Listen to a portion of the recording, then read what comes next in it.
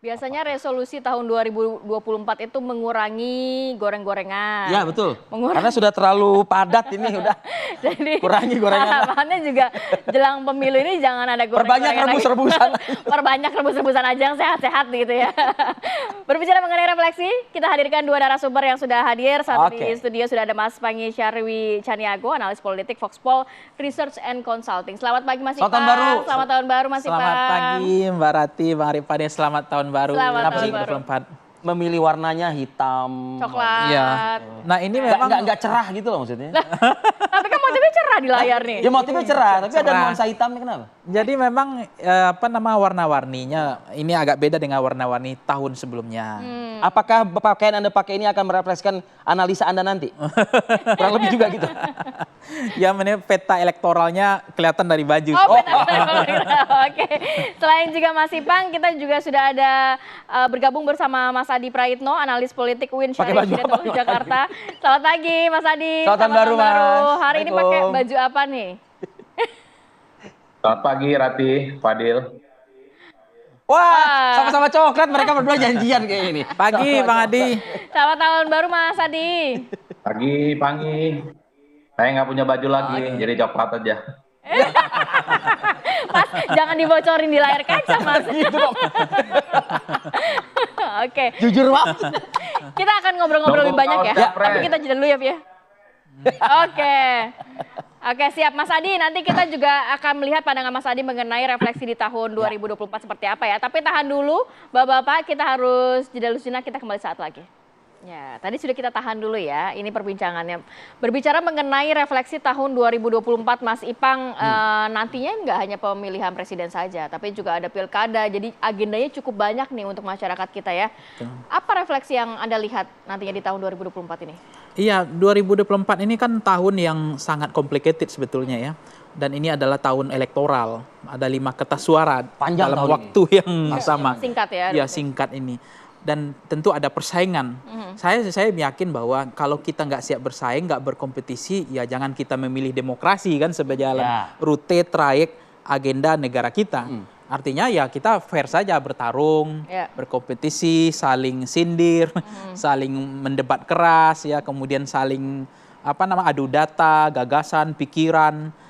Itu penting sih sebenarnya. Adu gimmick juga. Ya, ini penting di dalam kontestasi ini. Tetapi yang kedua saya mencermati konsentrasi publik, santer pembicaraan media atau kita-kita ini itu bising di soal pilpres. Sehingga kadang-kadang zoom out-nya untuk mengcapture pileg, padahal itu juga dipilih kan. Di PDRI juga, tapi hampir itu sepi peminat untuk membahas itu kan. Jadi konsentrasi sorotan publik itu lebih banyak habis energinya ke pilpres sebetulnya. Nah, yang ketiga adalah kita melihat juga di dalam kontestasi mau pileg mau pilpres yang serentak. Ini kan serentak dua kali setelah 2 kali pemilu sebelumnya. Ini lebih banyak terus berbicara tentang figur. Jadi bagaimana Indonesia itu melihat figur itu penting, selalu menjadi figur. Padahal di negara-negara maju itu kan sudah mulai bicara tentang mereka memilih karena alasan partainya. Partai pengusung itu menjadi penting bagi mereka. Maka ketika Trump sama Hillary, mereka melihat waktu itu perdebatannya bukan soal Trumpnya. Dia tahu Trump itu lemah, tidak punya kompetensi, tidak punya wawasan, tidak punya kapasitas. Tapi ketika Trump diusung oleh Partai Republik, dia memilih atas dasar partai ID-nya. Nah, ini menjadi tantangan, challenge bagi kita ke depan bahwa Indonesia semestinya juga udah mulai mix ya, tidak hanya person ID atau center of candidate ya. Jadi di Indonesia tetap saja mau pileg, mau pilpres, mau DPD itu tetap kepada basis figur. Sehingga visi misi, programatik dan bagaimana menyampaikan tentang sosialisasi partai tidak berjalan maksimal. Sehingga karena kelihatan tidak ada partai punya ideologi, historikalnya, programatiknya, kemudian kebijakan, kebijaksanaannya, rute trayek dalam bentuk kebijakan itu nggak kelihatan. Jadi habis energi kita hanya soal orang per orang, figur ke figur. Jadi seorang melihat misalnya Prabowo efek itu menjadi alasan mereka memilih ketimbang Gerindra efek. Nah, begitu juga dengan calon-calonnya. Sehingga akhirnya sehingga kita bertarung adalah lebih banyak kepada alasan figur ya. Harus seperti apa biar bisa seperti partainya yang menonjol dibandingkan figurnya? Nah itu artinya kan partai juga, kita kan melihat juga partai kita kan banyak yang istilahnya itu ada catch-all party, ada match-all party, partai ideologis, ada partai populis, ada partai apa kader dan seterusnya. Jadi partai ideologi ini harusnya tetap dijaga ya, sehingga partai kita tidak tercenderung transaksional dan pragmatis terus. Termasuk hari ini bangunan koalisi kita, ini harus dikoreksi seperti P3 misalnya. Ini kan kecenderungan udah mulai untuk mencari jabatan kekuasaan. Artinya kalau dia ideologis harusnya kan garis partai dengan DPP-nya sejalan, tidak ada keterbelahan. Ketika memutuskan Ganjar harusnya fokus di sana. Nah, ketika partai sudah bergeser kepada mencari jabatan transaksional pragmatis, ya kayak gini hari ini ada pejuang P3 lah, ada ini, padahal konsensus kesepakatan mereka sudah jauh-jauh hari diputuskan mengusung Ganjar. Tapi faktanya hari ini ada perbedaan garis partai antara DPP dengan grassroots-nya.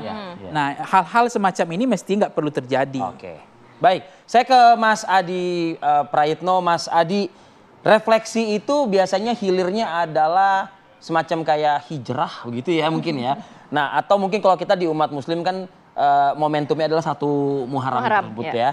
Nah, ini kita sudah berpindah nih 2023, 2024. Gaya politik dua hal nih. Gaya politik para elit dan gaya politik masyarakat kita. Anda melihatnya akankah ada perubahan dengan semangat baru atau cenderung semakin tajam, semakin keras lagi, Mas Adi? Ya, saya memprediksi Fadil bahwa di 2024 ini perang antar elit akan semakin terbuka. Kalau 2023 ini kan semacam prakondisi di mana para elit dan kontestan ini kan sepertinya cukup menahan diri betul untuk tidak melakukan konfrontasi secara vulgar ya. Tapi rasa-rasanya di 2024 ini sudah memasuki tikungan akhir soal bagaimana mereka bisa memenangkan pertarungan baik pileg dan pilpres, eskalasinya akan naik secara signifikan. Kalau bahasa anak-anak sekarang ini akan gaspol, karena memang Januari ke Februari ini kan sisa waktunya kurang lebih sekitar 40 hari. Jadi bagi mereka sudah tak ada lagi waktu untuk main-main, tak ada lagi main gimmick, tak ada lagi waktu untuk bagaimana mereka ini mengendorkan urat saraf pertarungan politiknya. Yang mereka kentangkan ke depan itu pastinya adalah bagaimana mengkapitalisasi semua resource politik yang akan mereka gunakan untuk mendapatkan faedah-faedah elektoral itu. Apa yang dilakukan? Tentu kalau saya membaca rata-rata 2023 banyak publik, termasuk para paslon nomor 1 dan nomor 3 itu kan hilir mudik mereka itu mengkritik Jokowi karena dinilai kebijakan politiknya misalnya tidak populis dan dianggap misalnya memberikan efek yang kurang baik pada demokrasi. Tapi di 2024 rasa-rasanya kritiknya itu langsung kepada Prabowo Subianto, kritiknya langsung kepada Pak Gibran Rakabuming Raka. Karena capres di 2024 itu bukan Jokowi, tapi mereka itu melihat Prabowo dan Gibran sebagai representasi dan replika dari politik Jokowi. Jadi kalau kita melihat seminggu ini belakangan kan kritik terhadap Prabowo, kritik terhadap Gibran itu kan terjadi secara masif, secara terbuka. Dulu tidak pernah pemandangan ini kita bisa dapatkan. Oleh karena itu pada level pilpres saya membaca memang baik dari kubunya Anies dan Pak Ganjar akan menjadikan Prabowo Subianto dan Gibran sebagai tempat di mana itu akan melampiaskan semua kekuatan politiknya, bahwa ini adalah pasangan yang ditarget untuk di-downgrade bagaimana itu tidak mendapatkan kekuatan politik elektoral. Nah yang kedua yang menarik, pada level pilpres ya Fadil dan Fatih, pastinya nomor 1 dan nomor 3 ini berharap dan berusaha semaksimal mungkin supaya pilpres itu tidak terjadi putaran kedua, seperti yang diklaim oleh kubunya Pak Prabowo dan Gibran ya. Karena memang kalau kita membaca hasil-hasil survei per hari ini, belum ada satupun paslon yang sebenarnya bisa disebut secara definitif, bahkan sangat confident untuk memenangkan satu putaran. Tapi bagi kubu Prabowo dan Gibran, mereka hakul yakin dan berusaha semaksimal mungkin. Menang satu putaran adalah solusi untuk memenangkan pilpres. Karena kalau 2 putaran sebenarnya, kubu nomor 2 ini dalam tanda kutip gitu ya, harus merawat stamina kekuatan politik mereka. Karena khawatir ada arah politik yang kemudian berbeda dan tidak terlampau menguntungkan kepada mereka, yang saya kira antisipasinya adalah menang satu putaran adalah sesuatu yang tidak bisa dihindarkan. Oleh karena itu resource dan kapitalisasi politiknya akan dilakukan secara masif. Nah yang ketiga Fadil, ada sesuatu yang tidak tampak di permukaan. Apa itu? Adalah kerja-kerja partai untuk bagaimana meningkatkan elektabilitas partai mereka di pileg. Memang huru-hara, kegaduhan politik ini kan muncul di permukaan terkait dengan Pilpres. Tapi kalau kita lihat dalam konteks Pileg 2-3 minggu belakangan ini, partai-partai dan caleg saya kira bekerja secara masif. Karena bagi mereka percuma menang Pilpres kalau Pilegnya itu mereka tertinggal, apalagi misalnya tidak lolos ke parlemen.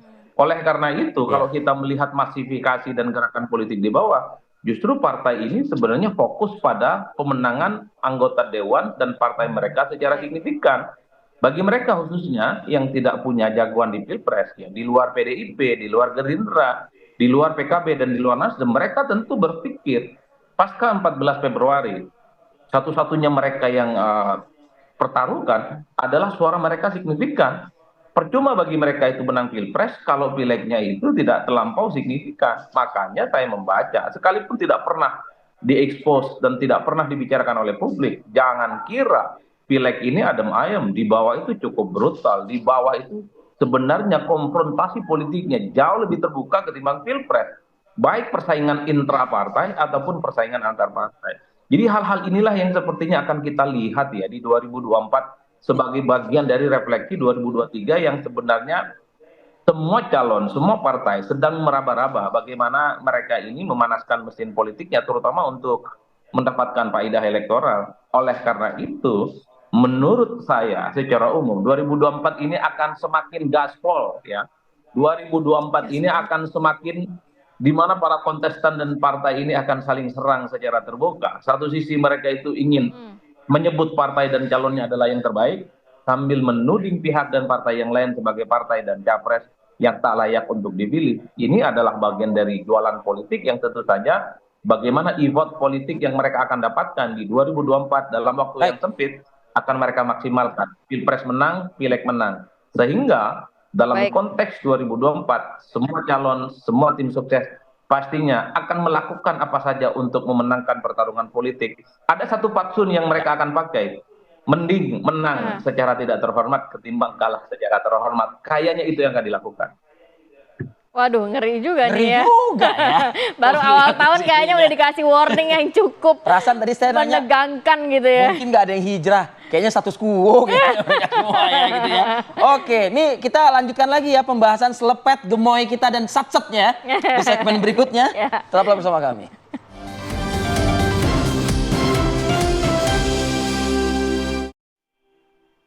Ya, kembali lagi di Apa Kabar Indonesia Pagi. Kita kembali ke Bang Panggi Syarwi Sanyago. Bang, kalau tadi kita mengacu ke pernyataan atau analisa dari Adi Prayitno ya, ini cukup menegangkan ya sepertinya dia memasuki awal 2024 karena memang juga waktunya yang terbatas ya pendek. Agendanya juga banyak. Betul. Tapi seharusnya harapan kita tetap memaintain tensi, jangan juga pakai tensi tinggi terus begitu. Nah, itu buat si pelaku politiknya. Yang menjadi concern kita juga di penghujung tahun kemarin kan cukup banyak nih insiden-insiden para penyelenggaranya. Nah, Anda melihat ini juga nggak? Nah, ini yang kemudian statementnya Ketua KPU itu kan menarik tuh. Ini pemilu yang paling complicated, yang paling rumit. Artinya tantangannya berat. Nah, termasuk Bawaslu hari ini kan udah mulai kewalahan juga. Ada yang diprospek, ada diproses, ada yang tidak. Ada yang maju mundur kayak Syahrini kan, tapi nggak cantik. Kemarin pelanggaran, sekarang bilang nggak pelanggaran. Habis itu atau kita pengennya maju mundur cantik ya. Maju mundur cantik harusnya gitu. Nah, ini kelihatan inkonsisten. Jadi artinya kan begini, kalau wasit itu kan ini bilang kemarin itu, ya wasit itu tidak boleh sekaligus pemain kan begitu. Diingatkan kalau ada yang tackle, ada yang curang, wasit harus pidato Presiden Joko Widodo di acara kemarin gitu itu ya. kan. Iya. Sekali lagi diingatkan bahwa KPU, Bawaslu, TNI, Polri semua harus bersih, ASN semua harus bersifat atau bersikap. Nah, sebenarnya ini harapan angin segar. Jadi statement Presiden ini kita butuh. Walaupun ada sebagian pengamat mengatakan ini hanya gimmick, ini hanya apa namanya ya basa-basi gitu ya. Tapi menurut saya statement itu sangat penting sekali agar pemilu ini betul-betul penyelenggara tadi sama pengawas. Nah, buktinya kemarin kan kita kan terperangah begitu ada di Taiwan dicoblos. Surat suara. Ini kan nggak main-main. Harusnya kalau negara ini jangankan untuk diskualifikasi atau dieliminasi ya, ini akan pidana. Jadi harusnya negara jangan main-main di soal begini. Maksudnya itu pembelajaran supaya kita bahwa tahu ini perang harus ada mozal haralnya, aturan traik mainnya harus jelas gitu ya. Jadi tidak asal menang, bagaimana cara menang, menghalalkan segala cara, termasuk kalau kita penggal leher orang, kalau nggak penggal leher kita dipenggal dan seterusnya. Termasuk hari ini adalah kontestasi yang sebetulnya sangat penting bagaimana memastikan aturan main itu harus jelas. Jadi saya melihat kelihatan KPU dan Bawaslu ya sebagai penyelenggara agak gagap itu. Misalnya gini, ketika kemarin Gibran misalnya melakukan sesuatu yang udah diingatkan, kemudian diulangi lagi.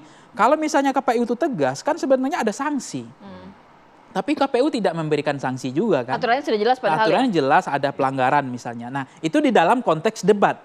Belum yang artinya yang di luar-luar itu. Begitu banyak laporan hari ini katanya dari pihak paslon 1, paslon 3 ke Bawaslu. Bawaslu juga sepertinya menciptakan seolah-olah ini lapangan udah nggak datar. Ini yang bahaya.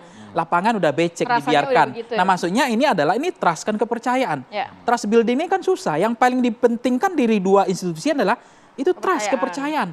Nah, kalau ini hilang, roboh dan rontok, dan orang nggak percaya bahwa ini pemilu ini udah pasti dianggap curang seperti di Taiwan ini. Kalau ini terus terjadi, tergerus, ini legitimasi Pilpres kita mau dibawa kemana? Oke lah kita perang urat saraf. Tapi tadi Mas Adi menyatakan bahwa kayaknya saat ini di pikirannya para pemain lah ibarat seperti itu, lebih baik menang daripada kalah tapi benar ya, gitu. Saya pikir begini juga soal fatsun kayaknya politik. semua cara dihalalkan. Ya, memang itu kan ya tradisinya model-model begini dalam pemilu kan nggak penting menang mau kalah terhormat, nggak penting menang terhormat kan begitu dengan segala cara. Perang urat saraf, downgrade, pembunuhan karakter, tidak ada lagi fatsun politik, tidak lagi moral hazard bangsa gitu. Dan panggung-panggung seperti ini menurut saya jangan sampai seolah-olah bahwa Pilpres ini adalah segalanya, segala cara dihalalkan, dan menurut saya harus ada aturan trayek yang jelas permainan ini. Nah, sekarang kalau level confidence-nya terhadap KPU, Bawaslu turun mengalami penurunan terus, terdegradasi terus, dan orang merasa tidak percaya bahwa ini pemilu dianggap sudah suka-suka, dan aturannya seperti tidak equal, diskriminatif. 14 Februari nanti jadi justru malah. Nah, ini yang kita khawatirkan. Kepercayaan masyarakat untuk memilih justru hari ini kita berharap mendapatkan animo kepercayaan publik kembali. Iyalah, ini awal tahun 2024 masa terhadap Bawaslu dan KPU termasuk aparat netralitas tadi kan, ASN, termasuk PJ Bupati, Wali Kota dan seterusnya. Nah, statement Presiden mudah-mudahan tidak yang seperti yang saya bilang selama ini, sen kanan belok kiri gitu. Jadi betul-betul netral, ya udah Presiden betul-betul mengingatkan kalau ada yang main-main harusnya tidak lagi hanya diskualifikasi, tidak hanya eliminasi, dipidana gitu. Itu kalau memang pemilu kita ini tegak. Supaya hukum itu bukan di bawah kekuasaan. Hukum itu harus di atas kekuasaan. Jangan dibolak-balik. Bahwa peristiwa hukum itu harus menghentikan pelanggaran-pelanggaran yang dibuat. Artinya masyarakat Indonesia melihatnya ini ada kepastian hukumnya jelas begitu ya. Contohnya misalnya ketika bagi susu, kalau itu memang pelanggaran, ya harus di stop. Karena memang juga sudah jelas atau BLT misalnya Mbak Rati.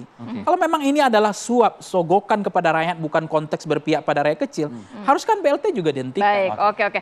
Kita ke Mas Adi. Mas Adi, kalau melihat nih kan sebenarnya banyak upaya yang dilakukan oleh partai politik, kemudian juga masing-masing paslon. Tapi kalau nggak ada yang milih, kalau pemilihnya juga skeptis. Nah, ini kalau untuk pemilih sendiri, catatan di tahun 2024 harus seperti apa sih, Mas?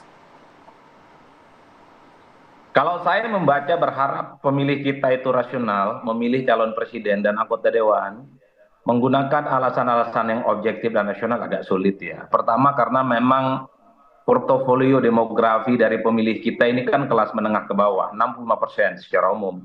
Artinya mereka itu datang ke TPS bukan karena melihat calon itu punya rekam jejak, bukan karena kompetensi, punya karena track record dan seterusnya, tapi lebih pada dimobilisasi sebenarnya. Mobilisasi itu banyak, mungkin karena ada tokoh masyarakat yang ngajak, mungkin karena juga ada serangan-serangan logistik, serangan fajar, kemudian ada politik uang dan seterusnya. Ini yang kemudian akan menurut saya menghantui pemilu kita di 2024. Karena sejak pemilu dilaksanakan secara serentak, pileg dan pilpres, kan ada satu istilah yang sebenarnya baru dikutip oleh teman-teman KPU. The most election complex in the world. Itu kan untuk menunjukkan bahwa Indonesia itu pemilunya paling kompleks di dunia. Bukan hanya di Indonesia, tapi di dunia. Kenapa disebut kompleks? Karena one day one election. Sehari, tapi pileg dan pilpresnya itu dilaksanakan secara bersama Sementara jadwal kampanye cuma 75 hari. Fadil dan Ratih, bagaimana mungkin kita bisa mendapatkan calon presiden, calon anggota dewan, kampanye 75 hari, tapi yang akan dipilih begitu banyak variabelnya. Ada presiden dan wakil presiden di situ, ada DPD, ada DPR RI, provinsi, kabupaten, dan kota. Efeknya apa? Rakyat itu tidak melihat bahwa figur-figur ini menjual visi dan gagasan besarnya, apalagi kontrak dan komitmen politik. Yang terjadi adalah politik transaksional. Ini yang saya kira memang akan menjadi tahun pemilu yang menurut saya Indonesia tidak akan mengalami satu lompatan yang signifikan karena pemilunya ini waktu kampanyenya dipangkas dari 5 tahun ke 5 tahun yang selanjutnya ini hanya sebatas seremonial belaka. Karena orang tidak pernah tahu apa yang akan diperbuat oleh para caleg-caleg kita. Karena caleg kan bekerja ke bawah nggak ngomong visi misi, tapi bawa bantuan sosial, dia bawa logistik, bawa sembako dan bawa produk. Apa yang bisa diharapkan dari pemilu kita yang kemudian sangat transaksional, mengajak masyarakat datang ke TBS bukan karena visi misi dan gagasan. Nah, yang kedua menurut saya signifikan ya. KPU dan Bawaslu itu mesti sadar ada trust building yang saya kira cukup mengerikan di mana para wasit penyelenggara pemilu ini dikhawatirkan dalam tanda kutip ya soal netralitasnya menuju di 2024 Mas. Sudah banyak kasus dan banyak contoh tapi kan tidak diproses secara tuntas dan maksimal. Ada misalnya para tokoh-tokoh masyarakat terafiliasi dengan salah satu paslon tertentu kemudian bagi-bagi uang misalnya itu juga tidak diproses. Ada calon tertentu misalnya membagikan logistik dan sembako, tapi itu juga tidak diproses dan tidak dianggap sebagai bagian dari kepentingan politik tertentu. Artinya apa? Sudahlah, kita tidak perlu lagi bicara tentang ada aturan, itu tidak melanggar, tapi secara vulgar. Begitu banyak praktek-praktek politik yang menurut common sense kita, itu nggak elok dan nggak masuk akal. Dan mestinya dalam konteks ini, Bawaslu itu bersikap. Termasuk soal kertas suara yang tiba-tiba bocor, kemudian sudah dijoblos. Ini kemudian publik berharap, apa yang kita bisa harapkan? Kalau sudah di luar negeri begitu, apalagi di dalam. Sangat mungkin segala sesuatunya itu akan mudah muncul kecurangan yang justru diakibatkan oleh penyelenggara dari pemilu kita. Kan ini yang sepertinya mesti kita lihat secara bersama. Kalau saya membaca secara umum, kita tidak bisa berharap banyak dari pemilu di 2024 ini. Memilih pemimpin karena kapasitas dan kompetensi. Yang menang ya soal bagaimana memobilisasi dukungan dengan cara apapun. Baik, sebenarnya masih ada waktu untuk catatan-catatan yang tadinya juga disampaikan oleh Mas Adi dan juga Mas Ipang dapat kita implementasikan lah ya di tahun ini ya. Itulah kenapa kami mengangkat tema pada pagi hari ini di awal hari pertama tahun 2024 ini sebagai bahan refleksi buat kita bersama. Harapannya dari pernyataan 2 narasumber ini kita bisa bergerak jauh lebih baik lagi dan meninggalkan hawa-hawa ataupun efek-efek buruk yang memang sudah ada sebelum-sebelumnya. Mas Adi Prayitno, terima kasih. Terima kasih banyak Mas Adi dan juga Mas Ipang. Sehat selalu. Selamat tahun baru. Selamat tahun baru. Assalamualaikum. Oke, kita tinggalkan lah ya politik-politik ya. Ya. Kita ke vibes liburan lagi, vibes perayaan lagi. Rati, kalau tadi kita beda 6 jam dengan Jerman. Sekarang kita beda? Sekarang pukul 8:04, artinya Amerika Serikat dalam beberapa jam ke depan juga akan merayakan malam pergantian. Nah, kita lihat ya bagaimana persiapan perayaan tahun baru di Amerika Serikat. Tapi kita harus jeda dulu sejenak, kita kembali saat lagi.